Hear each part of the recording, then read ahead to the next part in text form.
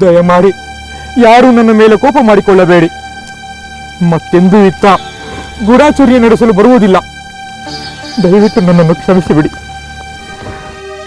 ಹೆದರಬೇಡ ಶುಕಾಸುರ, ನಿನಗೆ ಯಾವ ಪ್ರಾಣಾಪಾಯದ ಬೆದರಿಕೆಯೂ ಇಲ್ಲ. ನಿರಾಯುಧನಾದ ದೂತನಿಗೆ ಶಿಕ್ಷೆ ವಿಧಿಸುವುದು ರಾಜನೀತಿಯಲ್ಲ. ವಿಭೀಷಣ, ತನ್ನ ಕರ್ತವ್ಯದಿಂದ ಬಂದಿರುವ ಈ ಶುಕಾಸುರನನ್ನು ಬಿಟ್ಟು ಬಿಡು. ಹಾಗೆ ಆಗಲಿ ಪ್ರಭು. ಶುಕಾಸುರ, ಇನ್ನೂ ನಿರ್ಭಯವಾಗಿ ಲಂಕೆಗೆ ಹೊರಡಬಹುದು. ನಿಮ್ಮೆಲ್ಲರ ಕರುಣೆಗೆ ನನ್ನ ವಂದನೆಗಳು. ಹೋಗು ಶುಕಾಸುರ, ನಿನ್ನನ್ನು ಯಾರೂ ಹಿಂಸಿಸುವುದಿಲ್ಲ. ಆದರೆ ನೀನು ಲಂಕೆಗೆ ಹೋದ ಮೇಲೆ ನನ್ನ ಈ ಮಾತನ್ನು ನಿನ್ನ ಪ್ರಭುವಿಗೆ ತಿಳಿಸಬೇಕು. ಹೇಳುತ್ತೇನೆ ಪ್ರಭು, ಹೇಳುತ್ತೇನೆ. ಸರಿ, ಹಾಗಾದ್ರೆ ಕೇಳು. ರಾವಣ, ನೀನು ಯಾವ ಬಲದ ಮೇಲೆ ಭರವಸೆ ಇಟ್ಟು ನನ್ನ ಸೀತೆಯನ್ನು ಅಪಹರಿಸಿದೆಯೋ ಆ ಬಲವನ್ನು ಪ್ರದರ್ಶಿಸಲು ನೀನು ಸಿದ್ಧನಾಗು.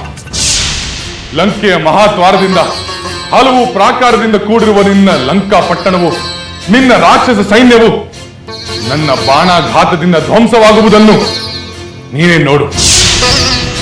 ದೇವರಾಜನಾದ ಇಂದ್ರ ದಾನವರ ಮೇಲೆ ವಜ್ರಾಯುಧವನ್ನು ಪ್ರಯೋಗಿಸುವಂತೆ ಸೈನ್ಯ ಸಮೇತನಾದ ನಿನ್ನ ಮೇಲೆ ನಾನು ನನ್ನ ಪ್ರತಾಪವನ್ನು ಪ್ರಯೋಗಿಸುತ್ತೇನೆ. ಈ ಮಾತುಗಳನ್ನು ನೀನು ನಿನ್ನ ಪ್ರಭುವಿಗೆ ಹೇಳಬೇಕು. ಖಂಡಿತ ತಿಳಿಸುತ್ತೇನೆ ಪ್ರಭು. ಜೈ ಶ್ರೀರಾಮ್, ಜೈ ಶ್ರೀರಾಮ್, ಜೈ ಶ್ರೀರಾಮ್, ಜೈ ಶ್ರೀರಾಮ್, ಜೈ ಶ್ರೀರಾಮ್, ಜೈ ಶ್ರೀರಾಮ್, ಜೈ ಶ್ರೀರಾಮ್.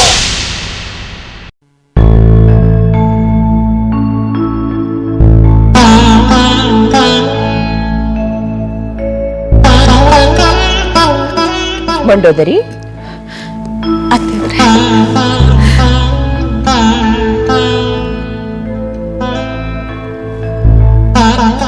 ಇದೇನು ದುಃಖದಿಂದ ನಿನ್ನ ಮುಖವೆಲ್ಲ ಬಾಡಿದೆಯಲ್ಲ, ಅತ್ತು ಅತ್ತು ನಿನ್ನ ಕಣ್ಣುಗಳೆಲ್ಲ ಕೆಂಪಾಗಿವೆಯಲ್ಲ. ಏಕೆ ಮಂಡೋದರಿ, ಏನಾಯಿತು? ದುಃಖವನ್ನಲ್ಲದೆ ನನ್ನ ಪಾಲಿಗೆ ಇನ್ನೇನಿದೆ ಅಮ್ಮ?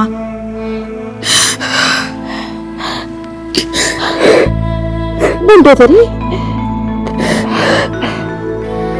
ಅಳಬೇಡ ಮಂಡೋದರಿ, ಸಮಾಧಾನ ಮಾಡಿಕೊ.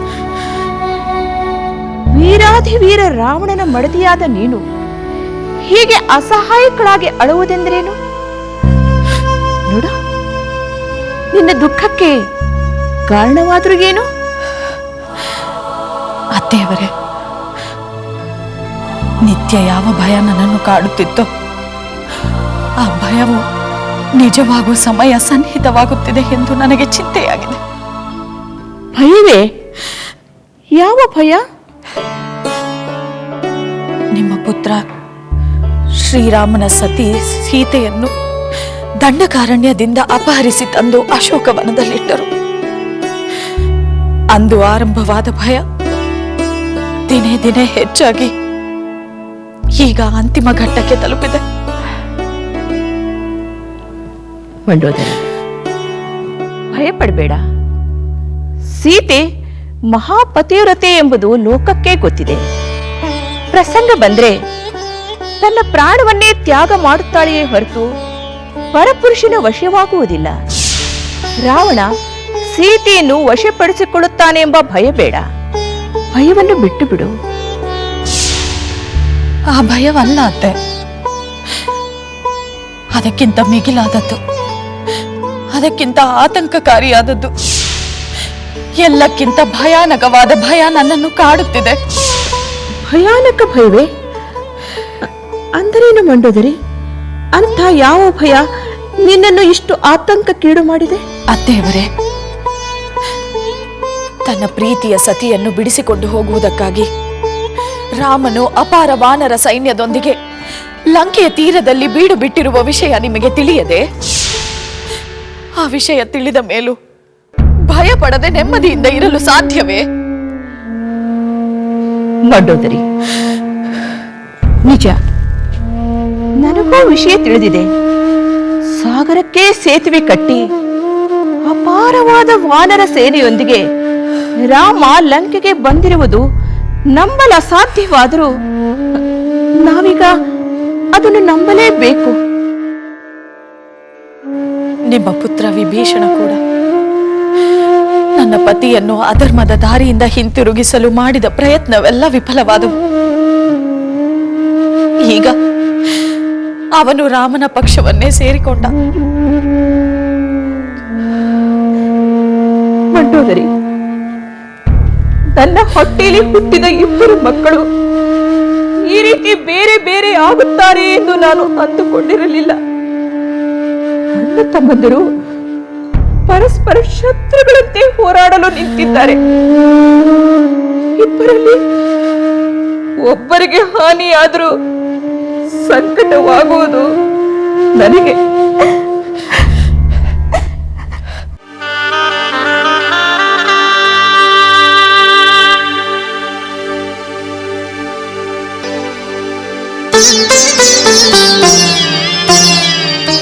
ಲಂಕೇಶ್ವರನಿಗೆ ಪ್ರಣಾಮಗಳು. ಶುಕಾಸುರ, ಇಷ್ಟು ಬೇಗ ಬಂದ್ಬಿಟ್ಟೆಯ? ಈ ಸಲ ಯಾವ ವಾನರರ ಕೈಗೂ ಸಿಕ್ಕಿ ಬೀಳಲಿಲ್ಲವೇ? ಪ್ರಭು, ನಾನು ವಾನರ ರೂಪವನ್ನು ಧರಿಸಿದ್ದರಿಂದ ಯಾವ ವಾನರರು ನನ್ನನ್ನು ಗುರುತು ಹಿಡಿಯಲಿಲ್ಲ. ಆದರೆ ನಿಮ್ಮ ಸೋದರ ವಿಭೀಷಣ ನನ್ನನ್ನು ಗುರುತು ಹಿಡಿದು ಬಿಟ್ಟರು. ಆ ಪಾಪಿಯು ಹೆಜ್ಜೆ ಹೆಜ್ಜೆಗೂ ನನಗೆ ತೊಂದರೆ ಕೊಡುತ್ತಿದ್ದಾನೆ. ಆ ಕುಲವೈರಿಯನ್ನು ನನ್ನ ಸೋದರನೆಂದು ಕರೆಯಬೇಡ. ಆ ನಿಮ್ಮ ಶತ್ರುವೆ ನನ್ನನ್ನು ರಾಮನ ಬಳಿ ಕರೆದುಕೊಂಡು ಹೋದರು.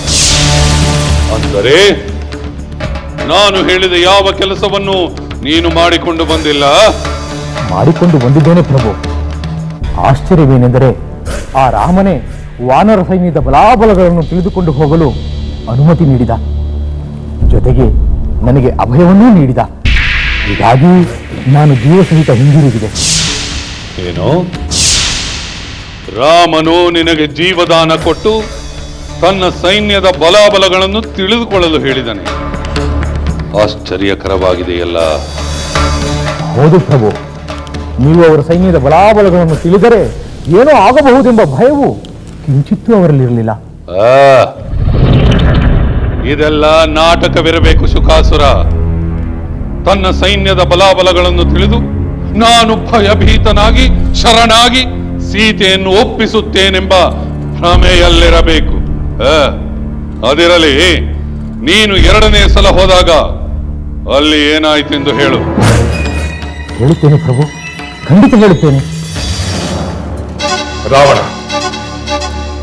ನೀನು ಯಾವ ಬಲದ ಮೇಲೆ ಭರವಸೆ ಇಟ್ಟು ನನ್ನ ಸೀತೆಯನ್ನು ಅಪಹರಿಸಿದೆಯೋ ಆ ಬಲವನ್ನು ಪ್ರದರ್ಶಿಸಲು ನೀನು ಸಿದ್ಧನಾಗು.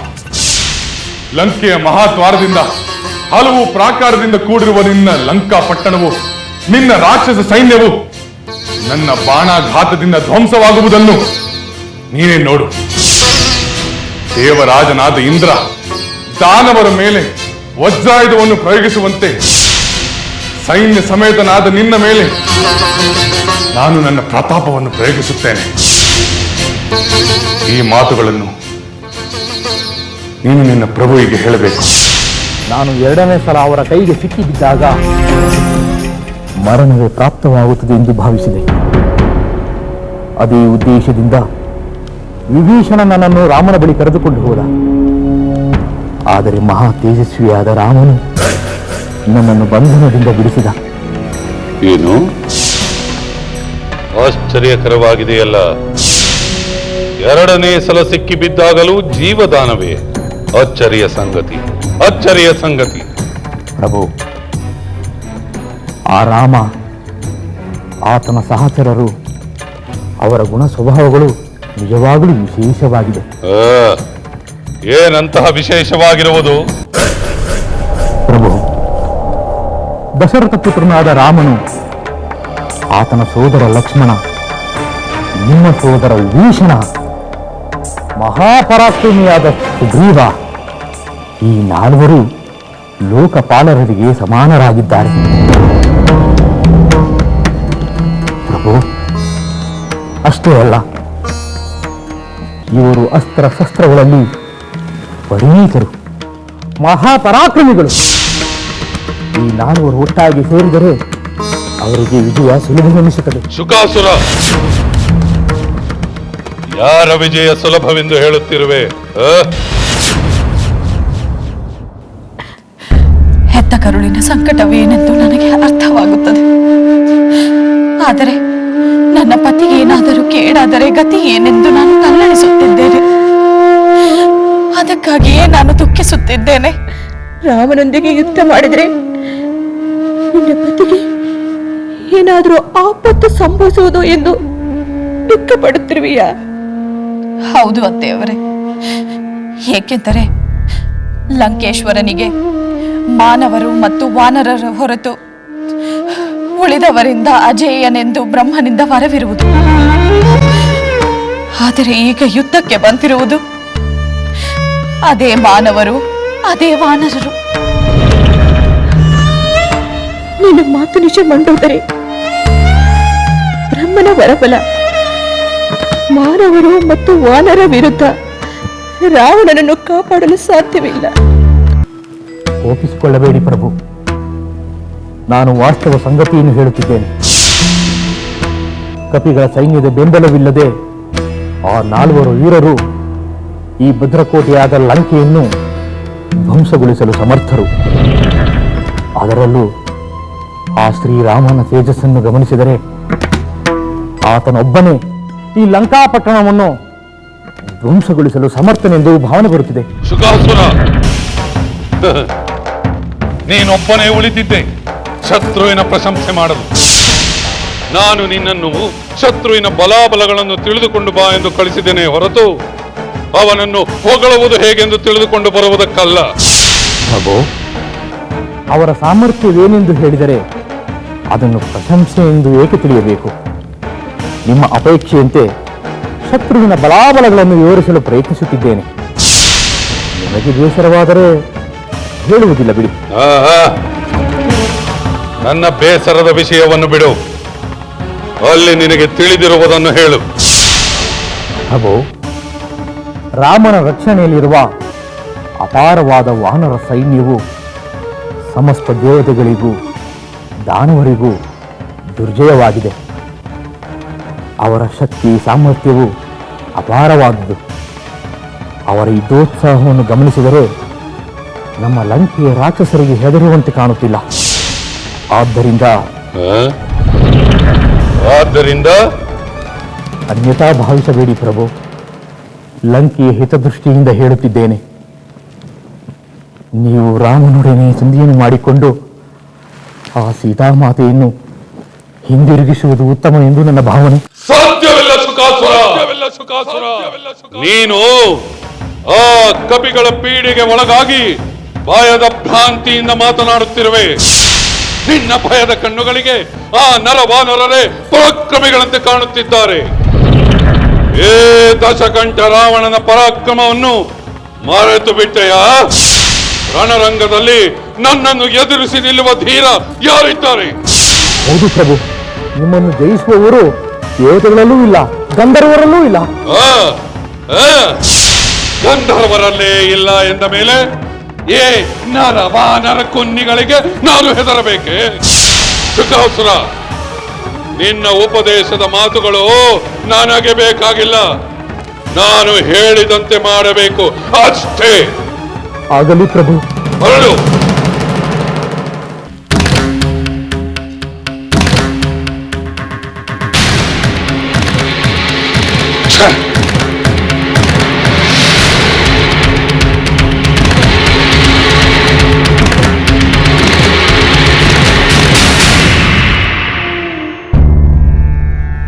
ವಾನರ ವೀರ ಹನುಮಂತ ಏಕಾಂಗಿಯಾಗಿ ವಿಸ್ತಾರವಾದ ಸಮುದ್ರವನ್ನು ದಾಟಿ ಬಂದು ಲಂಕಾ ದಹನ ಮಾಡಿ ಅವಾಂತರ ಮಾಡಿ ಸುರಕ್ಷಿತವಾಗಿ ಹಿಂದಿರುಗಿದ. ಈಗ ಅದೇ ವಾನರ ಸೈನ್ಯದೊಂದಿಗೆ ರಾಮ ಬಂದಿದ್ದಾನೆ. ಚಿಂತೆಯಾಗುವುದಿಲ್ಲವೇ?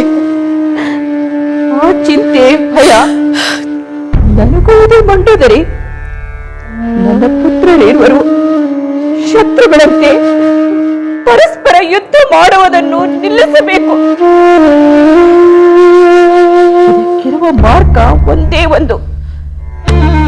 ರಾಮ ರಾವಣರ ಯುದ್ಧ ನಡೆಯಬಾರದು.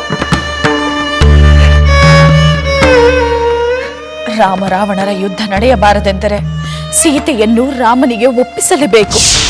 ಹಾಗಾದರೆ ಮಾತ್ರ ಯುದ್ಧ ನಡೆಯುವುದಿಲ್ಲ. ಏಕೆಂದರೆ ಶರಣಾಗತರೊಂದಿಗೆ ರಾಮನು ಯುದ್ಧ ಮಾಡುವುದಿಲ್ಲವೆಂದು ನಾನು ಕೇಳಿದ್ದೇನೆ. ನಾನು ಕೇಳಿದ್ದೇನೆ ಮಂಡೋದರಿ, ನಿನ್ನ ಮಾತು ನಿಜ. ಶರಣಾಗತ ವತ್ಸಲನಾದ ರಾಮ ಯುದ್ಧ ಮಾಡದಿರಬಾರದು ಎಂದರೆ, ನಿನ್ನ ದುಃಖ ನಿವಾರಣೆಯಾಗಬೇಕು ಎಂದರೆ ರಾಮನಿಗೆ ಸೀತೆಯನ್ನು ಒಪ್ಪಿಸುವಂತೆ ರಾವಣನಿಗೂ ನಾವು ಒಪ್ಪಿಸಲೇಬೇಕು. ನಾನು ಆ ಪ್ರಯತ್ನ ಮಾಡಿ ಆಯಿತು. ನಿಮ್ಮ ಪುತ್ರ ವಿಭೀಷಣನು ಮಾಡಿ ಆಯಿತು. ಪಿತಾಮಹರು ಪ್ರಯತ್ನಿಸಿದ್ದೂ ಆಯಿತು. ಆದರೆ ಯಾರೂ ಅವರ ಮನಸ್ಸನ್ನು ಬದಲಾಯಿಸಲು ಸಾಧ್ಯವಾಗಲಿಲ್ಲ. ಈಗ ನೀವೇ ನನಗೆ ದಿಕ್ಕು. ಹೇಗಾದರೂ ಮಾಡಿ ನಿಮ್ಮ ಪುತ್ರನ ಮನಸ್ಸನ್ನು ಬದಲಾಯಿಸಿ ಸೀತೆಯನ್ನು ರಾಮನಿಗೆ ಒಪ್ಪಿಸುವಂತೆ ಮಾಡಬೇಕು. ಹಾಗೆ ಆಗಲಿ ಮಂಡೋದರಿ. ರಾವಣನ ಜೊತೆ ನಾನು ಮಾತಾಡುತ್ತೇನೆ. ಸೀತೆಯನ್ನು ರಾಮನಿಗೆ ಒಪ್ಪಿಸುವಂತೆ ಒತ್ತಾಯಿಸುತ್ತೇನೆ. ರಾಮನಿಂದ ನಿನಗೆ ಪರಾಜಯವಾಗುವುದು ಎಂದು ಹೆದರಿಸುತ್ತೇನೆ. ಏನೇ ಆಗಲಿ ರಾಮ ರಾವಣರ ಯುದ್ಧ ತಪ್ಪಬೇಕು. ಈ ಲಂಕೆ ಉಳಿಯಬೇಕು, ರಾವಣ ಉಳಿಯಬೇಕು. ನಿನ್ನ ದುಃಖ ನಿಲ್ಲಬೇಕು ಮಂಡೋದರಿ, ನಿಲ್ಲಬೇಕು.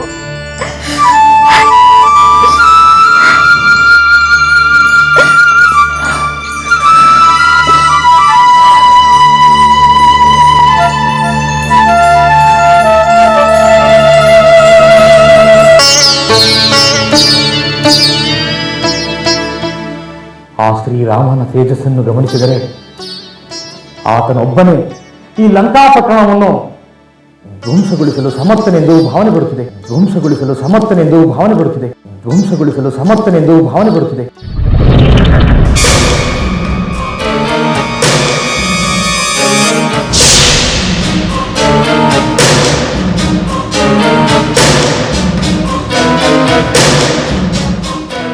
ಲಂಕೇಶ್ವರನಿಗೆ ಪ್ರಣಾಮಗಳು.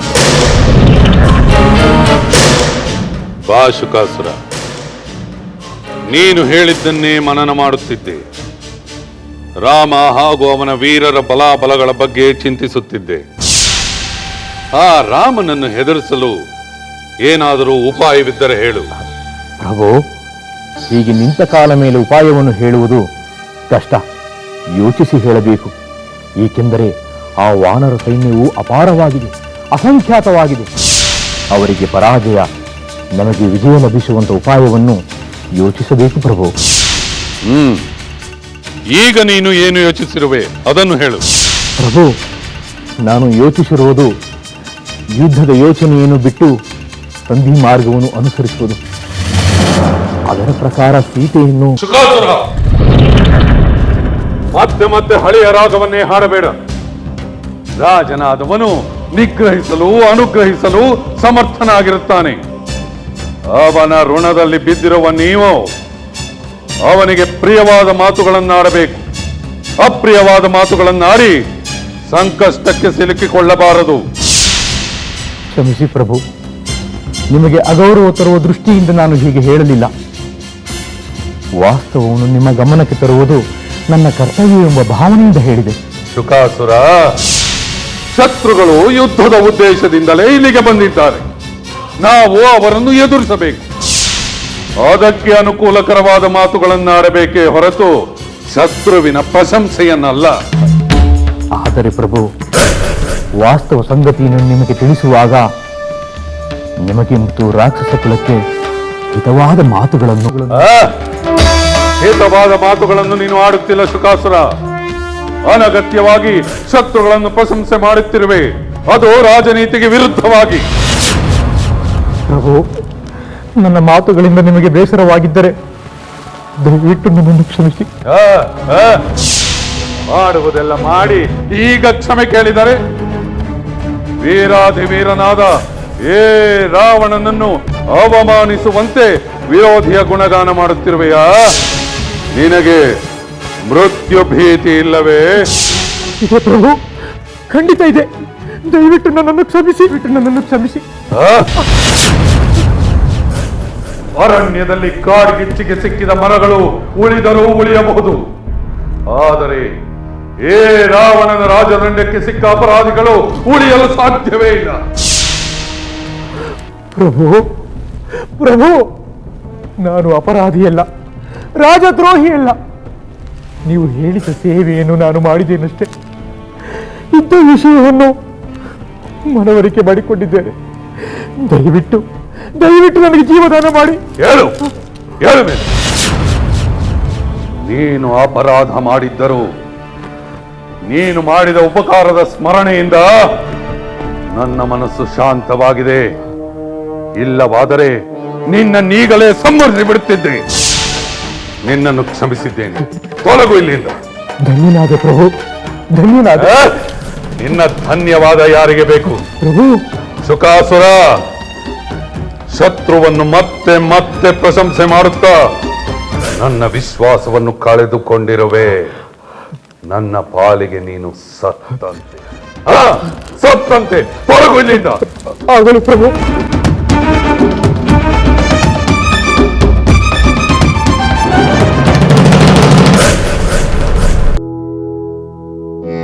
ಮಾತೆ,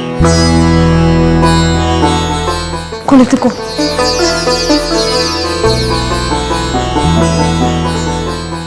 ಪುತ್ರಿ ತ್ರಿಜಟೆ, ನೀನು ಸೀತೆಯನ್ನು ಕಾಣಲು ಹೋಗಿದ್ದೆಯಾ? ಹೌದು ಮಾತೆ, ಹೋಗಿದ್ದೆ. ಶ್ರೀರಾಮನ ಆಗಮನದ ವಿಷಯವನ್ನು ಸೀತೆಗೆ ತಿಳಿಸಿ ಬಂದೆ. ಸೀತೆಗೆ ಶುಭಕರವಾದ ಯಾವುದೇ ವಿಷಯ ತಿಳಿದರೂ ಮೊದಲು ಹೋಗಿ ಸೀತೆಗೆ ತಿಳಿಸುತ್ತೇನೆ ಮಾತೆ. ಅವಳ ಮುಖದಲ್ಲಿ ಕಂಡ ಆ ಸಮಾಧಾನವನ್ನು ಕಂಡು ನನಗೂ ನೆಮ್ಮದಿಯಾಯಿತು. ತ್ರಿಜಟೆ, ನೀನು ಒಳ್ಳೆಯ ಕೆಲಸವನ್ನೇ ಮಾಡುತ್ತಿರುವೆ. ಸೀತೆ ಸಮಾಧಾನದಿಂದಿರುವುದು ಬಹಳ ಮುಖ್ಯ. ಆದರೆ ಏಕೆ ಮಾತೆ, ಏನು ಆತಂಕ? ತ್ರಿಜಟೆ, ಮಾತೆಯವರ ಆತಂಕಕ್ಕೆ ಕಾರಣವಿದೆ. ಏನು ಕಾರಣ ಅನ್ನಲೆ? ತ್ರಿಜಟೆ, ನೀನು ಇನ್ನು ಮುಂದೆ ಎಚ್ಚರಿಕೆಯಿಂದಿರಬೇಕು.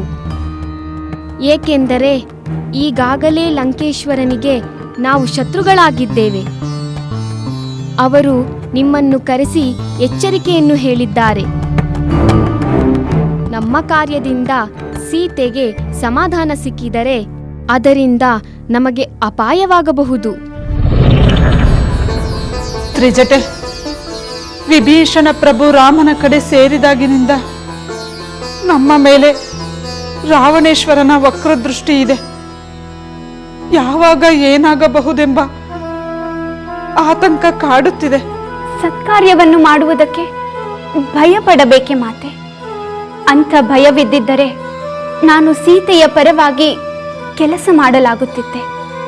ಆ ರಾಕ್ಷಸಿಯರು ರಾವಣನ ಸಾಹಸಗಳನ್ನು ವರ್ಣಿಸುತ್ತಾ ಸೀತೆಗೆ ಭಯಪಡಿಸುತ್ತಿರುವಾಗ ನಾನು ಆ ಸಾಹಸಗಳು ಹೇಗೆ ವಿಫಲವಾದವು ಎಂದು ಹೇಳದಿದ್ದರೆ ಸೀತೆಯ ಸಂಕಟ ಹೆಚ್ಚುತ್ತಿತ್ತು. ರಾವಣ ಪ್ರಭುಗಳಿಂದ ತೊಂದರೆಯಾಗುವುದು ಎಂದು ನಾನು ಆಗಲೂ ಯೋಚಿಸಲಿಲ್ಲ, ಈಗಲೂ ಯೋಚಿಸುವುದಿಲ್ಲ.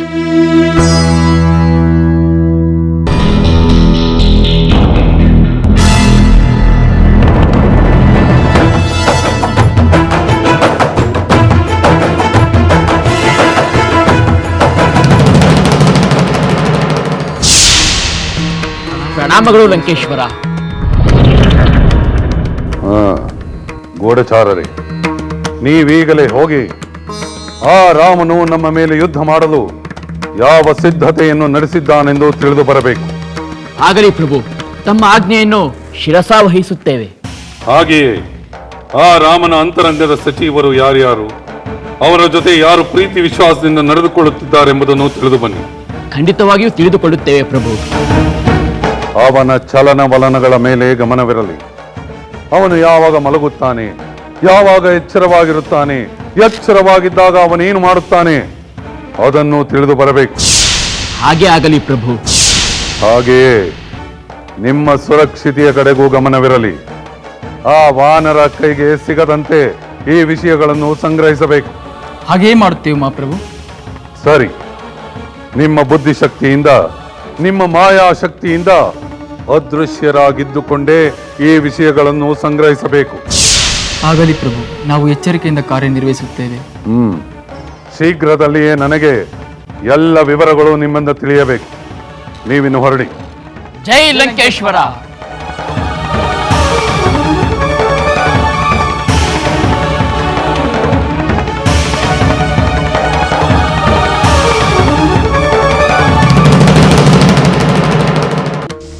ಆಗ ವಿಭೀಷಣ ಪ್ರಭು ನಮ್ಮ ಜೊತೆಯಲ್ಲಿದ್ದರು. ಆಗ ನಾವು ಭಯಪಡುವ ಅಗತ್ಯವಿರಲಿಲ್ಲ. ಆದರೀಗ ಪರಿಸ್ಥಿತಿ ಬೇರೆಯಾಗಿದೆ. ಅವರು ರಾಮನ ಕಡೆ ಸೇರಿರುವುದರಿಂದ ರಾವಣ ಪ್ರಭುಗಳಿಗೆ ನಮ್ಮ ಮೇಲೆ ಕಿಂಚಿತ್ತೂ ಅನುಕಂಪವಿಲ್ಲ. ಪುಣ್ಯಕ್ಕೆ ನಮ್ಮನ್ನು ಬಂಧಿಸದೆ ಬಿಟ್ಟಿರುವುದೇ ದೊಡ್ಡದು. ಈಗ ಅಂತ ಸುಳಿವು ಸಿಕ್ಕಿದ್ದರೆ ಬಂಧಿಸಿ ಸೆರೆಮನೆಗೆ ದೂಡದೆ ಬಿಡುತ್ತಾರೆಯೇ? ಮಾತೆ, ಧರ್ಮಾತ್ಮರಾದ ವಿಭೀಷಣರ ಪತ್ನಿಯಾದ ನೀವು ಹೆದರುವುದೇ? ಹೆದರದೆ ನಿರಾತಂಕವಾಗಿರುವುದು ಹೇಗೆ ಸಾಧ್ಯ ತ್ರಿಜಟೆ? ವಿಭೀಷಣ ಪ್ರಭುಗಳು ಯಾವಾಗಲೂ ಧರ್ಮದ ಪರವಾಗಿ ನಿಲ್ಲುವವರು. ಆದ್ದರಿಂದಲೇ ಅವರು ಅಧರ್ಮಿಯಾದ ಸೋದರನನ್ನೇ ತ್ಯಜಿಸಿ ಧರ್ಮಾತ್ಮರಾದ ರಾಮನ ಪಕ್ಷ ಸೇರಿತು. ಅದು ನಿಜ ತ್ರಿಜಟೆ. ಆದರೆ ನಾವು ಈ ಲಂಕೆಯಲ್ಲೇ ಇರಬೇಕಲ್ಲವೇ? ಮಾತೆ, ಧರ್ಮ ರಕ್ಷಣೆಗೆ ನಿಂತಾಗ ಯಾವ ಅಪಾಯವನ್ನು ಲೆಕ್ಕಿಸಬಾರದು. ನಮ್ಮ ಪ್ರಾಣದ ಭಯವಿದ್ದರೆ ಧರ್ಮದ ಪರವಾಗಿ ನಿಲ್ಲುವ ಧೈರ್ಯವೆಲ್ಲಿ ಬರಬೇಕು? ತ್ರಿಜಟೆ, ಇನ್ನೇನು ಯುದ್ಧ ಆರಂಭವಾಗಬಹುದೆಂದು ಹೇಳುತ್ತಾರೆ. ಅದರಿಂದ ಏನೇನು ಅನಾಹುತವಾಗಬಹುದೋ ಏನೋ. ನಮಗೆ ಮಾತ್ರವಲ್ಲ, ನಮ್ಮಿಂದ ಸೀತೆಗೂ ಕೇಡಾದರೇನು ಗತಿ? ಅದೇ ಕಾರಣಕ್ಕೆ ನಾನು ಎಚ್ಚರದಿಂದಿದ್ದೇನೆ ಮಾತೆ. ಸೀತೆಗೂ ಸಮಾಧಾನ ಹೇಳುತ್ತೇನೆ. ನಮ್ಮ ಮೇಲೆ ಸಂದೇಹ ಬಾರದಂತೆ ಎಚ್ಚರದಿಂದಲೂ ಇರುತ್ತೆ. ನೀವು ಆತಂಕ ಪಡಬೇಡಿ.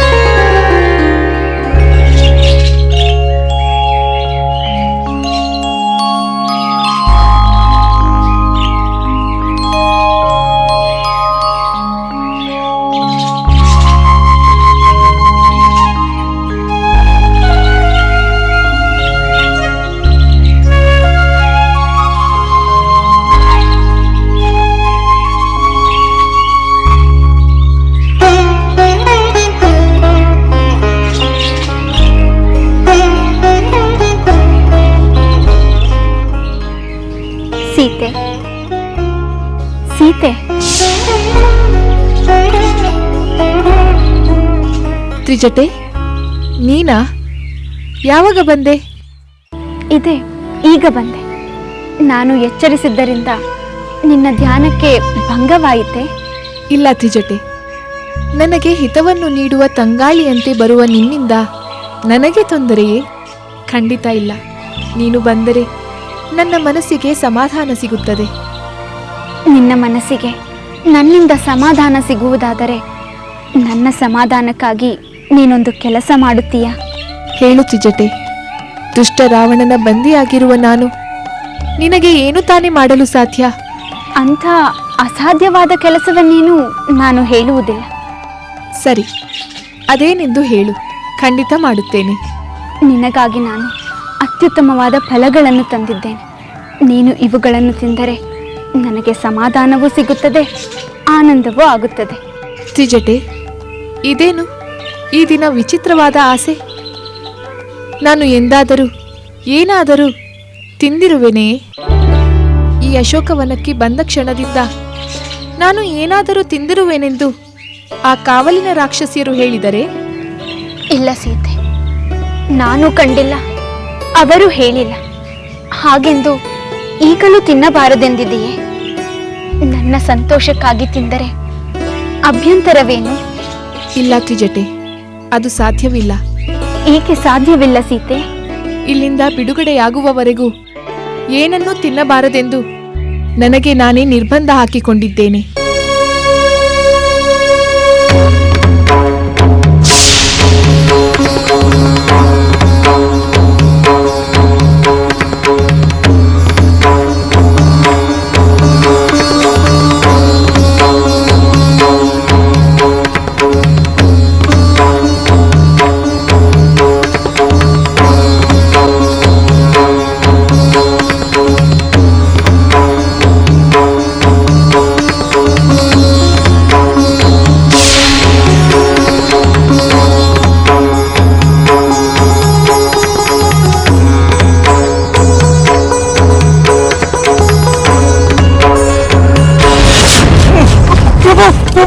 ನಮ್ಮನ್ನು ಕ್ಷಮಿಸಿ ಪ್ರಭು. ಪ್ರಭು, ನಮ್ಮನ್ನು ಕ್ಷಮಿಸಿ ಪ್ರಭು. ವಿಭೀಷಣ ಪ್ರಭು, ದಯವಿಟ್ಟು ನಮ್ಮನ್ನು ಕ್ಷಮಿಸಿ. ಕೆಲವು ರಾವಣ ಬಂಟರೆ, ಇಲ್ಲಿಗೆ ಬಂದಿರಿ? ಇಲ್ಲಿ ನಿಮಗೇನು ಕೆಲಸ? ಲಂಕೇಶ್ವರನ ಆಜ್ಞೆಯಂತೆ ಇಲ್ಲಿ ನಡೆಯುವ ವಿದ್ಯಮಾನಗಳನ್ನು ಕದ್ದು ತಿಳಿಯಲು ಬಂದಿದ್ದೇವೆ ಪ್ರಭು. ಪ್ರಭುಗಳ ಆಜ್ಞೆಯನ್ನು ಸೇವಕರು ಮೀರುವುದುಂಟೆ? ಪಾಪಿಗಳಿರ, ಮತ್ತೆ ಮತ್ತೆ ಬಂದು ರಾಮ ಕಾರ್ಯಕ್ಕೆ ಭಂಗ ತರಲು ನೋಡಿಬಿರಾ? ನಾವು ಈಗಲೇ ಬಂದಿರುವುದು ಪ್ರಭು. ಆಗ ಬಂದವರು ಈಗ ಬಂದವರು ಎಲ್ಲರೂ ಆ ರಾವಣನ ಸೇವಕರೇ ಅಲ್ಲವೇ? ನಾನೇ ನಿಮ್ಮನ್ನು ಕೊಂದು ಬಿಡಬೇಕೆನ್ನುವಷ್ಟು ಕೋಪ ಬರುತ್ತಿದೆ. ಇದಕ್ಕೆ ರಾಮನ ಅನುಮತಿ ಅಗತ್ಯ. ನಡೆಯಿರಿ.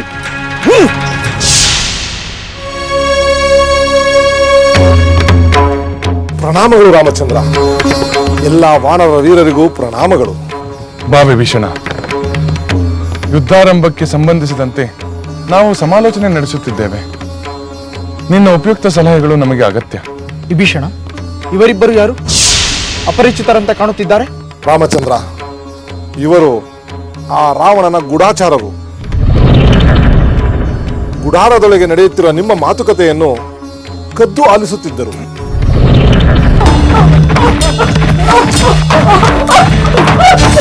ವಾನರ ವೀರರೇ, ನಿಲ್ಲಿಸಿ. ಸಮಾಧಾನ, ಸಮಾಧಾನ. ಇವರನ್ನು ಹೊಡೆಯಬೇಡಿ, ಇದು ನನ್ನ ಆಜ್ಞೆ. ಶೌರ್ಯದಲ್ಲಿ ಮಹಾವೀರನೆಂದು ಕೊಚ್ಚಿಕೊಳ್ಳುವ ಆ ರಾವಣ ಕುತಂತ್ರದಲ್ಲಿ ವೀರನೆಂದಾಯಿತು.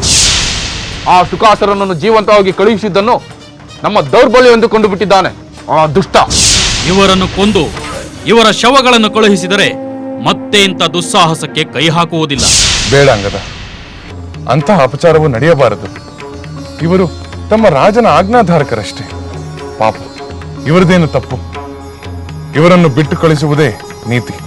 ಬಿಟ್ಟು ಕಳಿಸುವ ಮೊದಲು ಶೂರ್ಪಣಕಿಯಂತೆ ಇವರಿಬ್ಬರನ್ನು ವಿರೂಪಗೊಳಿಸಿ ಕಳಿಸಿದರೆ ಮತ್ತೆ ಇಂಥ ಪ್ರಯತ್ನ ಮಾಡುವುದಿಲ್ಲ. ಬಿಟ್ಟು ಕಳಿಸುವ ಮೊದಲು ಶೂರ್ಪಣಕಿಯಂತೆ ಇವರಿಬ್ಬರನ್ನು ವಿರೂಪಗೊಳಿಸಿ ಕಳಿಸಿದರೆ ಮತ್ತೆ ಇಂಥ ಪ್ರಯತ್ನ ಮಾಡುವುದಿಲ್ಲ.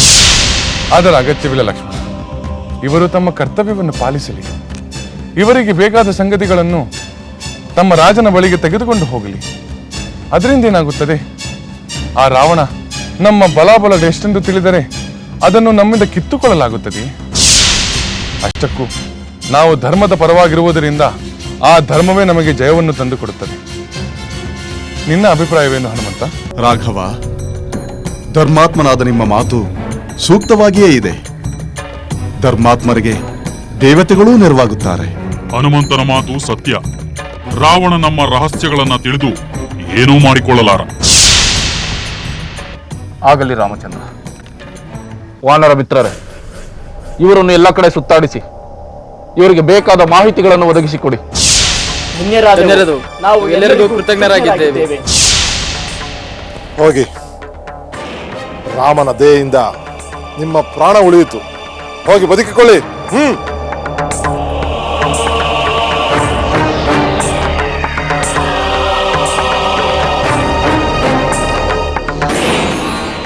ಇಲ್ಲ ರಾಮಚಂದ್ರ, ಆ ರಾವಣನಿಗೆ ಎಂದಿಗೂ ಬುದ್ಧಿ ಬರುವುದಿಲ್ಲ. ತನ್ನ ವಿನಾಶದ ಮುಹೂರ್ತವನ್ನು ತಾನೇ ನಿಗದಿಪಡಿಸಿಕೊಳ್ಳುತ್ತಿದ್ದಾನೆ. ತನ್ನ ಮರಣ ಶಾಸನವನ್ನು ತಾನೇ ಬರೆದುಕೊಳ್ಳುತ್ತಿದ್ದಾನೆ.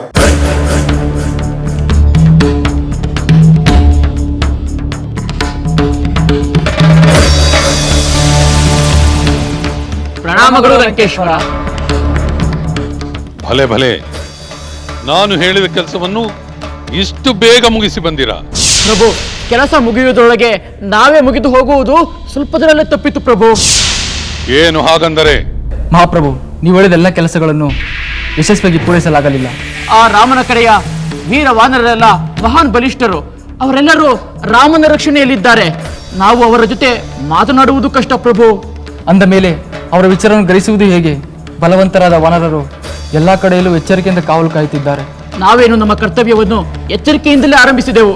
ಆದರೆ ಅಷ್ಟರಲ್ಲಿ ವಿಭೀಷಣರು ನಮ್ಮನ್ನು ಕಂಡು ಹಿಡಿದು ಬಿಟ್ಟರು ಪ್ರಭು. ಏನೋ ನೀವು ಆ ದ್ರೋಹಿಯ ಕೈಗೆ ಸಿಕ್ಕಿಬಿದ್ದೀರಾ? ಹೌದು ಪ್ರಭು, ಅವರು ನಮ್ಮನ್ನು ಬಂಧಿಸಿ ಬಿಟ್ಟರು ಪ್ರಭು.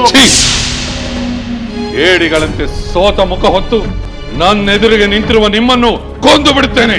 ಪ್ರಭು, ನಮ್ಮನ್ನು ಕ್ಷಮಿಸಿ ಪ್ರಭು, ನಮ್ಮನ್ನು ಕ್ಷಮಿಸಿ. ಶಾಂತರಾಗಿ ಪ್ರಭು, ಶಾಂತರಾಗಿ. ವಿಭೀಷಣನ ಎದುರಿಗೆ ರಾಕ್ಷಸರ ಮಾಯೆ ನಡೆಯುವುದಿಲ್ಲವೆಂದು ತಮಗೆ ತಿಳಿಯದೆ ಪ್ರಭು. ನಾವು ಅದೃಷ್ಟರಾಗಿ ವಾನರ ಸೈನ್ಯದಲ್ಲಿ ಓಡಾಡಿದೆವು. ನಮ್ಮ ಕರ್ತವ್ಯವನ್ನು ನಾವು ನಿಷ್ಠೆಯಿಂದ ನಿರ್ವಹಿಸಿದ್ದೇವೆ ಪ್ರಭು. ನಮ್ಮನ್ನು ಕೊಲ್ಲಬೇಡಿ ಪ್ರಭು, ಪ್ರಾಣದಾನ ಮಾಡಿ. ಹೇಳಿ, ಮೇಲೆ ಹೇಳಿ. ಆ ವಿಭೀಷಣನು ನಿಮ್ಮನ್ನು ಕಂಡು ಹಿಡಿದ ಬಳಿಕ ಏನಾಯ್ತೆಂದು ಹೇಳಿ. ಹೇಳುತ್ತೇವೆ ಪ್ರಭು. ನಾವು ಗೂಢಾಚಾರರೆಂದು ವಿಭೀಷಣ ಹೇಳಿದ ಕೂಡಲೇ ಸಿಟ್ಟಿಗಿದ್ದ ವಾನರರು ನಮ್ಮನ್ನು ಹೊಡೆಯತೊಡಗಿದರು ಪ್ರಭು. ಆಗ ಆ ರಾಮಚಂದ್ರ ನಮಗೆ ಹೊಡೆಯಬಾರದೆಂದು ಆಜ್ಞೆ ಮಾಡಿದ. ಸರಿ ಸರಿ, ಮುಂದೇನಾಯ್ತೆಂದು ಹೇಳಿ. ಮಹಾಪ್ರಭು, ಆ ರಾಮಚಂದ್ರ ಸರ್ವಸನ್ನದ್ಧನಾಗಿ ಸಿದ್ಧನಾಗಿದ್ದಾನೆ. ನಾವು ಅವರ ರಹಸ್ಯಗಳನ್ನು ತಿಳಿದರೂ ಅದು ಅವರಿಗೆ ಮುಖ್ಯವಲ್ಲ. ಅವರಿಗೆ ಧರ್ಮದ ಬೆಂಬಲವಿದೆ ಎಂದು ಅವರೆಲ್ಲರೂ ಆತ್ಮವಿಶ್ವಾಸದಿಂದ ಇದ್ದಾರೆ ಪ್ರಭು. ಇಷ್ಟರಲ್ಲಿ ಅವರು ಲಂಕೆಯ ಮೇಲೆ ಆಕ್ರಮಣ ಮಾಡುತ್ತಾರೆ. ಅಷ್ಟರೊಳಗೆ ನಾವು ಒಂದು ನಿರ್ಧಾರಕ್ಕೆ ಬರಬೇಕು ಪ್ರಭು. ಅಂದರೆ ಯಾವ ನಿರ್ಧಾರ? ಯುದ್ಧಕ್ಕೆ ಸಿದ್ಧರಾಗಬೇಕು ಅಥವಾ ಸೀತೆಯನ್ನು ರಾಮನಿಗೆ ಒಪ್ಪಿಸಬೇಕು. ಸಾಧ್ಯವಿಲ್ಲ, ಸಾಧ್ಯವಿಲ್ಲ, ಸಾಧ್ಯವಿಲ್ಲ. ಎಂದಿಗೂ ಸೀತೆಯನ್ನು ರಾಮನಿಗೆ ಒಪ್ಪಿಸುವುದಿಲ್ಲ. ಇದು ಸತ್ಯ, ಸತ್ಯ, ಸತ್ಯ. ಹಾಗಾದರೆ ಯುದ್ಧಕ್ಕೆ ಸಿದ್ಧರಾಗಬೇಕಲ್ಲವೇ ಪ್ರಭು? ಸ್ವಲ್ಪ ತಡೆಯಿರಿ. ನೀವು ಅದೃಶ್ಯರಾಗಿ ವಾನರ ಸೈನ್ಯನ್ನು ಸಂಚರಿಸಿದೆ ಎಂದು ಹೇಳಿದಿರಲ್ಲ? ಹೌದು ಪ್ರಭು. ಅಲ್ಲಿ ವಾನರ ವೀರರನ್ನು ಕಂಡಿರ? ಹೌದು ಪ್ರಭು, ಕಂಡಿದ್ದೇವೆ. ಅವರ ಶಕ್ತಿ ಸಾಮರ್ಥ್ಯಗಳೇನು, ಅವರಲ್ಲಿ ಯಾರು ಎಷ್ಟು ಬಲಶಾಲಿಗಳು ಎಂಬುದನ್ನು ನನಗೆ ವಿವರಿಸಿ. ಖಂಡಿತವಾಗಿಯೂ ಎಲ್ಲವನ್ನೂ ವಿವರವಾಗಿ ಹೇಳುತ್ತೇವೆ ಪ್ರಭು.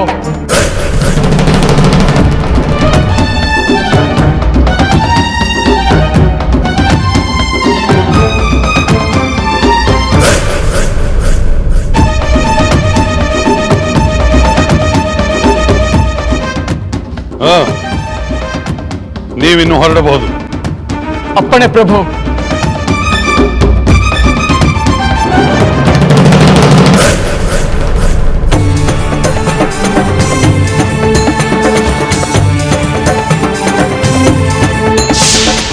ಇನ್ನೇನು ಬಿಡುಗಡೆಯ ಸಮಯ ಸನ್ನಿಹಿತವಾಗಿದೆಯಲ್ಲ. ಈಗಲಾದರೂ ಆ ನಿರ್ಬಂಧವನ್ನು ಮುರಿದು ಆಹಾರ ಸೇವನೆ ಮಾಡಿದರೇನು ತಪ್ಪು?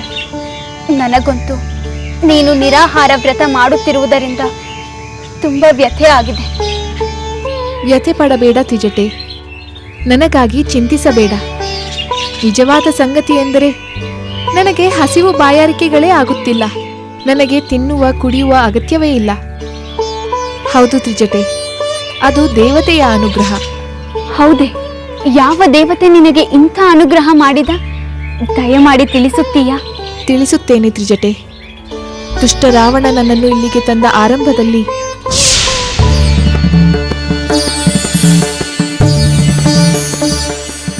ಸೀತೆ, ದುಃಖತಪ್ತರಾದ ನೀನು ನಿದ್ರಾ ಆಹಾರಗಳನ್ನು ತೊರೆದು ಸಂಕಟ ಪಡುತ್ತಿರುವುದು ಗೊತ್ತಿದೆ. ಅದಕ್ಕಾಗಿಯೇ ಮಂತ್ರಪೂತವಾದ ಈ ಪಾಯಸವನ್ನು ಬ್ರಹ್ಮದೇವನು ಕಳುಹಿಸಿಕೊಟ್ಟಿದ್ದಾನೆ. ಇದನ್ನು ನೀನು ಸೇವಿಸಿದರೆ 1 ವರ್ಷವಾದರೂ ನಿನಗೆ ಹಸಿವು ಬಾಯಾರಿಕೆ ಬಾಧಿಸುವುದಿಲ್ಲ. ನನ್ನ ತಂದೆಯವರಾದ ಜನಕ ಮಹಾರಾಜರಂತೆ, ನನ್ನ ಮಾವನವರಾದ ದಶರಥ ಮಹಾರಾಜರಂತೆ ನೀನು ಕೂಡ ಮಾನ್ಯನಾಗಿರುವೆ. ಹಾಗಾದರೆ ಬ್ರಹ್ಮಪ್ರಸಾದಿತ ಈ ಪಾಯಸವನ್ನು ಸೇವಿಸಿ ನಿನ್ನ ಬಿಡುಗಡೆಯ ಶುಭಗಳಿಗೆ ಬರುವವರೆಗೂ ದೃಢಚಿತ್ತಳಾಗು.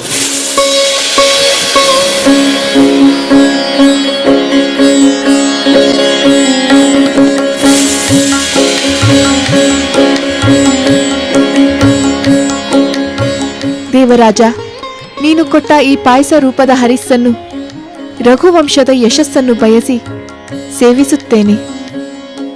ಮಹಾಬಲರಾದ ನನ್ನ ಪತಿ ಮತ್ತು ಲಕ್ಷ್ಮಣ ಕ್ಷೇಮದಿಂದ ಇರುವುದಾದರೆ ಈ ಪಾಯಸವು ಅವರಿಬ್ಬರಿಗೂ ಅರ್ಪಿತವಾಗಲಿ.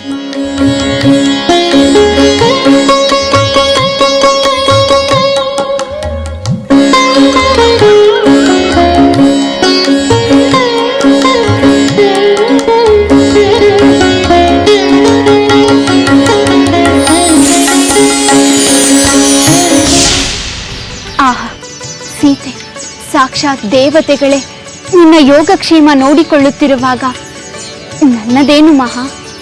ಹಾಗೆನ್ನಬೇಡ ತ್ರಿಜಟೆ. ನೀನು ನನಗೆ ಮಾಡಿದ ಉಪಕಾರ ಆ ದೇವತೆಗಳ ಸಹಾಯದಷ್ಟೇ ದೊಡ್ಡದು. ಅದು ನನ್ನ ಭಾಗ್ಯ.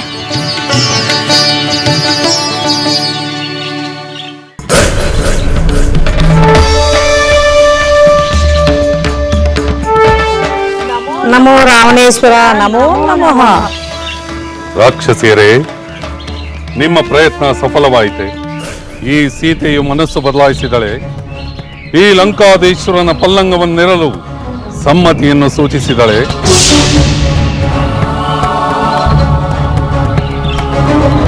ಏಕೆ ಈ ಮೌನ? ಏಕೆ ಮಾತನಾಡುತ್ತಿಲ್ಲ? ನಿಮ್ಮ ಮುಖವೇಕೆ ಮಂಕು ಕವಿದ ಮೋಡದಂತಿದೆ? ಏಕೆ ಬೆಪ್ಪಾಗಿ ನಿಂತಿರುವಿರಿ ಹೇಳಿ? ಮಹಾಪ್ರಭು, ನಾವು ಇಲ್ಲಿಯವರೆಗೂ ತಪ್ಪದೆ ಈ ಸೀತೆಗೆ ಪ್ರತಿದಿನವೂ ನಿಮ್ಮ ಪರಾಕ್ರಮದ ಕಥೆಗಳನ್ನು ಹೇಳುತ್ತಲೇ ಇದ್ದೇವೆ. ನಿಮ್ಮಂತ ಮಹಾವೀರರ ಮಡದಿಯಾಗುವ ಭಾಗ್ಯ ಬಂದಾಗ ಬೇಡವೆಂದು ನಿತ್ಯವೂ ಹೇಳುತ್ತಿದ್ದೇವೆ ಮಹಾಪ್ರಭು. ಆದರೆ ಈ ಸೀತೆ ಸ್ವಲ್ಪವೂ ತನ್ನ ಮನಸ್ಸನ್ನು ಬದಲಾಯಿಸಿದೆ. ದಿನವೂ ರಾಮಧ್ಯಾನವನ್ನು ಮಾಡುತ್ತಿದ್ದಾಳೆ ಮಹಾಪ್ರಭು. ಶಂಸಿ ಪ್ರಭು, ನಾವು ಸೋತೆವು. ಇವಳ ಮನಸ್ಸನ್ನು ಬದಲಾಯಿಸಲು ನಮ್ಮಿಂದ ಆಗಲಿಲ್ಲ. ಸಾಕು ಸಾಕು ಮಾಡಿ ನಿಮ್ಮ ಸೋಲಿನ ಪ್ರಲಾಪವನ್ನು. ದಾನವ ಸ್ತ್ರೀಯರಾಗಿ ಒಬ್ಬ ಮಾನವ ಸ್ತ್ರೀಯ ಮನಸ್ಸನ್ನು ಪರಿವರ್ತಿಸಲಾಗದೆ ಸೋತೆನೆಂದು ಹೇಳುತ್ತಿರುವರಲ್ಲ, ನಾಚಿಕೆ ಆಗುವುದಿಲ್ಲವ ನಿಮಗೆ? ರಾಕ್ಷಸ ಕುಲಕ್ಕೆ ಅವಮಾನ ನೀವು.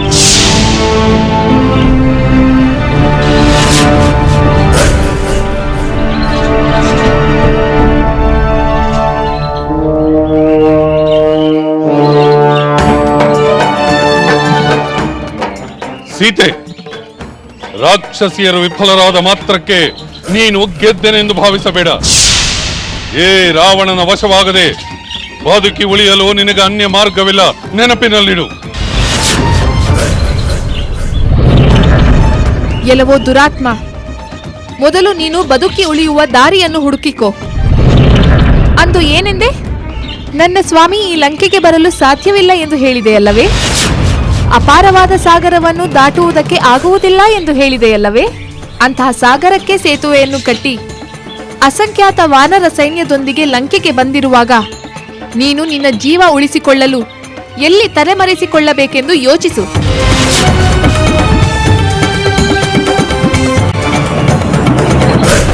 ಎಲೈ ರಾಕ್ಷಸಿಯರೇ, ಆ ರಾಮನ ವಾನರ ಸೇನೆಯೊಂದಿಗೆ ಲಂಕೆಗೆ ಬಂದಿರುವ ವಿಷಯವನ್ನು ಇವಳಿಗೆ ತಿಳಿಸಿದವರ್ಯಾರು? ಇಲ್ಲ ಪ್ರಭು, ನಾವು ಹೇಳಿಲ್ಲ. ಮಹಾಪ್ರಭು, ಶ್ರೀರಾಮ ಲಂಕೆಗೆ ಬಂದಿರುವ ವಿಷಯ ನಮಗೆ ಗೊತ್ತಿಲ್ಲ. ಇನ್ನು ಇವಳಿಗೆ ಹೇಗೆ ಹೇಳುವುದು? ನಾವು ಸದಾಕಾಲ ಸೀತೆಯ ಕಾವಲನ್ನು ಕಾಯುತ್ತಿದ್ದೇವೆ, ಎಲ್ಲಿಯೂ ಹೋಗಿಲ್ಲ ಮಹಾಪ್ರಭು. ಹೌದು ಮಹಾಪ್ರಭು, ಹೊರಗೆ ನಡೆಯುತ್ತಿರುವ ವಿಚಾರ ನಮಗೆ ತಿಳಿಯದು. ನಾವು ಏನನ್ನೂ ಹೇಳಲಿಲ್ಲ. ಎಂತಹ ಅಸಮರ್ಥರು! ಕರ್ತವ್ಯದಲ್ಲಿ ವಿಫಲರಾಗುತ್ತಿರುವ ನೀವು ತಲೆದಂಡ ತೆರಬೇಕಾಗುತ್ತದೆ. ಎಚ್ಚರ.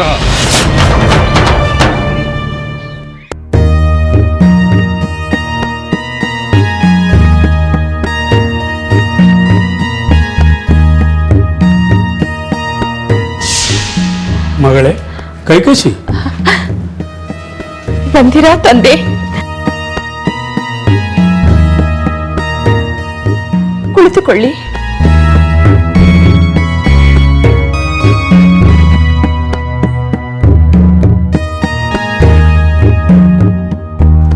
ಕ್ಷೇಮವೇ ಮಗಳೇ?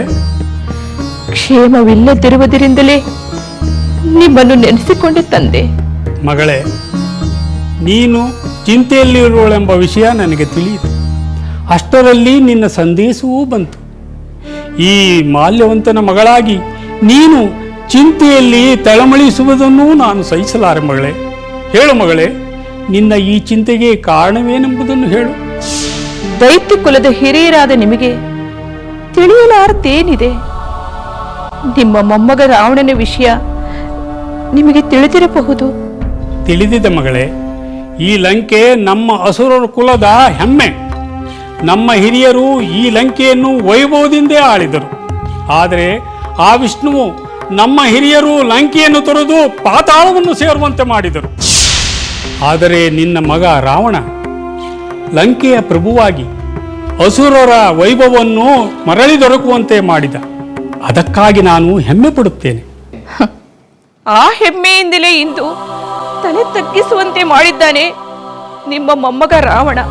ನಿಜ ಕೈಕಸಿ, ಹಲವಾರು ವರಗಳನ್ನು ಪಡೆದು ದೇವಾದಿದೇವತೆಗಳನ್ನು ಗೆದ್ದ ರಾವಣ ಸೀತೆಯ ವಿಷಯದಲ್ಲಿ ತಪ್ಪು ಮಾಡಿದ್ದಾನೆ. ಸಣ್ಣ ಪುಟ್ಟ ತಪ್ಪಲ್ಲ, ಘನವಾದ ತಪ್ಪನ್ನೇ ಮಾಡಿದ್ದಾನೆ. ರಾವಣನ ಈ ತಪ್ಪು ಎಲ್ಲಿ ಈ ಲಂಕೆಯನ್ನೇ ನಾಶ ಮಾಡುತ್ತದೆಯೋ, ಅವನ ಬದುಕನ್ನು ಕಿತ್ತುಕೊಳ್ಳುತ್ತದೆಯೋ ಎಂದು ನನ್ನ ಸೊಸೆ ಮಂಡೋದರಿ ತುಂಬಾ ದುಃಖಿತಳಾಗಿದ್ದಾಳೆ. ಅವಳ ದುಃಖವನ್ನು ಕಂಡು ನನಗೂ ಭೀತಿ ಉಂಟಾಗಿದೆ ತಂದೆ. ಮಹಾಪತಿವ್ರತಿಯಾದ ಸೀತೆಯ ಶಾಪ ಎಲ್ಲಿ ರಾವಣನನ್ನು ಸುಟ್ಟು ಬಿಡುತ್ತದೋ ಎಂದು ನನಗೆ ಭಯವಾಗುತ್ತಿದೆ. ಈಗಾಗಲೇ ಸೀತೆಯ ಪತಿಯಾದ ರಾಮಚಂದ್ರ ಸಾಕಷ್ಟು ವಾನರ ಸೈನ್ಯವೊಂದಿಗೆ ಲಂಕೆಗೆ ಬಂದಿದ್ದಾನೆ. ನರವಾನರರಿಂದ ಸಾವಿಲ್ಲವೆಂದು ರಾವಣ ವರ ಪಡೆದಿಲ್ಲ. ಇದೇ ನನ್ನ ಆತಂಕವನ್ನು ಹೆಚ್ಚಿಸಲು ಕಾರಣವಾಗಿದೆ ತಂದೆ. ನಿನ್ನ ಮಾತು ನಿಜ ಮಗಳೇ. ಈ ಘಟನೆಗಳೆಲ್ಲವೂ ರಾವಣನಿಗೆ ವಿರುದ್ಧವಾಗಿರುವಂತೆಯೇ ಇದೆ. ಅವನು ನಂದಿ ಮೊದಲಾದವರುಗಳಿಂದ ಪಡೆದ ಶಾಪವು ಕಾರ್ಯರೂಪಕ್ಕೆ ಬರುವ ಸಂದರ್ಭ ಸೃಷ್ಟಿಯಾಗುತ್ತಿದೆ. ನರವಾನರರೊಡನೆ ಯುದ್ಧ ನಡೆದರೆ ರಾವಣ ಪರಾಭವಗೊಳ್ಳಬಹುದೆಂದು ನನಗೂ ಅನಿಸುತ್ತಿದೆ.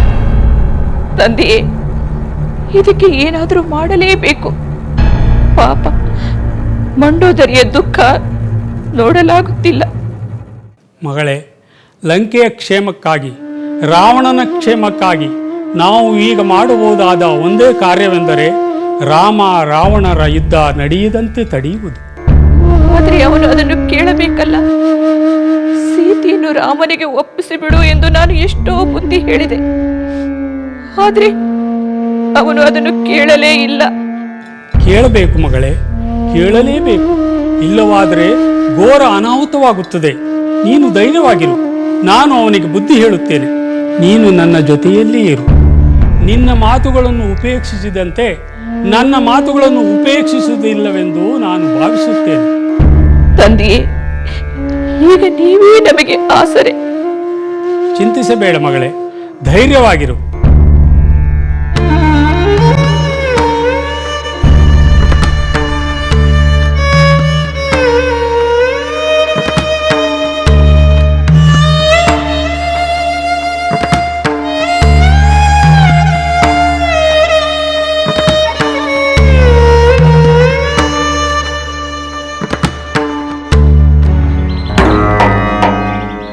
ಅಮ್ಮ ತಾಯಿ, ರಾಮನ ಆಗಮನವನ್ನು ನಿನಗೆ ಯಾರು ತಿಳಿಸಿದರೆಂದು ನಮ್ಮ ಪ್ರಭುಗಳಿಗೆ ಹೇಳು. ಆ ವಿಷಯವನ್ನು ನಾವು ನಿನಗೆ ಹೇಳಿಲ್ಲವೆಂದು ಪ್ರಭುಗಳಿಗೆ ತಿಳಿಸು. ಸತ್ಯವೇನೆಂದು ಹೇಳಿ ಪ್ರಭುಗಳ ಕೋಪದಿಂದ ನಮ್ಮನ್ನು ಉಳಿಸು. ಹೌದು ಸೀತೆ, ಪ್ರಭುಗಳ ಸೇವೆಯನ್ನು ನಾವು ನಿಷ್ಠೆಯಿಂದ ಮಾಡಿದ್ದೇವೆ ಎಂದು ನೀನೇ ಅವರಿಗೆ ತಿಳಿಸು. ರಾಕ್ಷಸಿಯರೇ, ಹೆದರಬೇಡಿ. ನೀವು ನಿಮ್ಮ ಪ್ರಭುವಿನ ಆಜ್ಞೆಯಂತೆ ನಡೆದುಕೊಂಡಿದ್ದೀರಿ. ನನಗೆ ಸಾಕಷ್ಟು ಸಂಕಟ ಕೊಟ್ಟಿದ್ದೀರಿ. ಆದರೆ ಇನ್ನು ಅದಕ್ಕೆಲ್ಲ ಕೊನೆ. ನಿಮ್ಮ ಪ್ರಭು ನನ್ನ ಸ್ವಾಮಿಗೆ ಶರಣಾಗಿ ತಲೆಬಾಗುವ ಕ್ಷಣ ಸನ್ನಿಹಿತವಾಗಿದೆ. ಇಲ್ಲ, ಸಾಧ್ಯವಿಲ್ಲ. ಏ ದಶಕಂಡ ಎಂದಿಗೂ ಯಾರಿಗೂ ಯಾವ ಕಾರಣಕ್ಕೂ ತಲೆಬಾಗುವುದಿಲ್ಲ. ಅದರಲ್ಲೂ ಆ ರಾಮನಿಗೆ ತಲೆಬಾಗುವುದು ಅಸಂಭವ, ಅಸಂಭವ. ಅವಿವೇಕಿ, ಮಹಾಮೂರ್ಖ, ದುರುಳ ರಾವಣ, ನಿನ್ನ ಪ್ರಾಣ ಉಳಿಯಬೇಕೆಂಬ ಆಸೆ ನಿನಗಿದ್ದರೆ ನನ್ನನ್ನು ನನ್ನ ಸ್ವಾಮಿಗೆ ಒಪ್ಪಿಸಿ ಶರಣಾಗಿ ಕ್ಷಮೆ ಕೇಳು. ಇಲ್ಲವಾದರೆ ನಿನ್ನನ್ನು ನನ್ನ ಸ್ವಾಮಿ... ಸಾಕು, ನಿಲ್ಲಿಸು ನಿನ್ನ ಸ್ವಾಮಿಯ ಗುಣಗಾನ. ಆ ರಾಮ ಲಂಕೆಗೆ ಬಂದಿರುವುದು ನನ್ನ ಸಂಹಾರಕ್ಕಲ್ಲ, ಅವನ ಸಂಹಾರಕ್ಕೆ. ಯಾರ ಸಂಹಾರವೆಂದು ತಿಳಿಯಲು ಹೆಚ್ಚು ಸಮಯವಿಲ್ಲ. ರಾಮಬಂಟನಾದ ಹನುಮಂತನೇ ಈ ಲಂಕೆಯಲ್ಲಿ ಅಲ್ಲೋಲ ಕಲ್ಲೋಲ ಮಾಡಿ ಹೋದ. ಅವನನ್ನೇ ಏನು ಮಾಡಲಾಗಲಿಲ್ಲ. ಇನ್ನು ನನ್ನ ರಾಮನನ್ನು ಏನು ಮಾಡಬಲ್ಲೆ? ಅದು ನಿನಗೆ ತಿಳಿಯುತ್ತದೆ. ನನ್ನ ಪರಾಕ್ರಮದ ಪರಿಚಯವಾಗುತ್ತದೆ. ರಾಮನು ಹತನಾಗಿರುವುದನ್ನು ಪ್ರತ್ಯಕ್ಷವಾಗಿ ತೋರಿಸುತ್ತೇನೆ. ರಾಮನ ಮರಣವನ್ನು ಕಂಡ ಮೇಲಾದರೂ ನೀನು ನನ್ನ ವಶಲಾಗಲೇಬೇಕು. ಆಗಲಿ ಆಗಲಿ, ಆ ರಾಮನ ಶಿರದೊಂದಿಗೆ ಬಂದು ನಿನ್ನನ್ನು ಕಾಣುತ್ತೇನೆ.